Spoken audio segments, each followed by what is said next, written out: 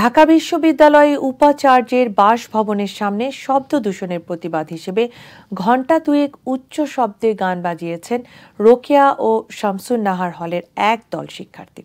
শনিবার রাতে দুই হলের শিক্ষার্থীরা মিছিল নিয়ে ক্যাম্পাসে উপাচার্যের বাসভবনের সামনে জড়ো হয়ে সাউন্ড বক্সে উচ্চস্বরে গান বাজানো শুরু করেন।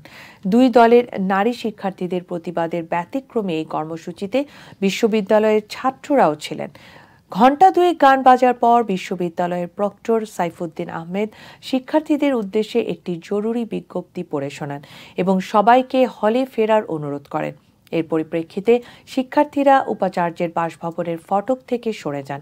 প্রক্টরের দপ্তর থেকে পাঠানো বিজ্ঞপ্তিতে বলা হয়েছে, শিক্ষার্থীদের লেখাপড়ার পরিবেশ বজায় রাখার লক্ষ্যে সন্ধ্যা ৬টার পর টিএসসি স্বোপার্জিত স্বাধীনতা চত্বর, হল ও আবাসিক এলাকায় স্পিকার কিংবা মাইক ব্যবহার করে কোনো অনুষ্ঠান করা যাবে না। এর আগে নানা কর্মসূচিতে প্রতিবাদ জানিয়েও শব্দ দূষণের সমাধান মেলেনি বলে অভিযোগ করেন রোকেয়া হলের শিক্ষার্থী ফাতেমা শারমিন অ্যানি।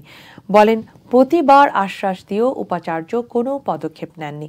হলের শিক্ষার্থীরা ঘুমাতে পারেন না, যারা অসুস্থ তাদের ভোগান্তি আরও বেশি, অথচ কোনো ব্যবস্থা না নিয়ে উপাচার্য তার বাসায় শান্তিতে ঘুমাচ্ছেন, তার ঘুম ভাঙাতে এসেছেন। বৈষম্য বিরোধী ছাত্র আন্দোলনের সমন্বয়ক ও সমাজ বিজ্ঞান বিভাগের শিক্ষার্থী মহিউদ্দিন মোহাম্মদ বলেন, প্রশাসনকে অবশ্যই এই সমস্যার সমাধান করতে হবে। ক্যাম্পাসের আবাসিক হল ও একাডেমিক ভবন এলাকায় যেন কোনোভাবে উচ্চস্বরে মাইক ও বক্স বাজানো না হয়, সেটা শক্তভাবে প্রতিরোধ করতে হবে। বিশ্ববিদ্যালয়ের প্রক্টর সাইফুদ্দিন বলেন, শিক্ষার্থীদের দাবি অনুযায়ী বিজ্ঞপ্তি দেয়া হয়েছে। বিশ্ববিদ্যালয় প্রশাসন বিজ্ঞপ্তি অনুযায়ী পদক্ষেপ নেবে।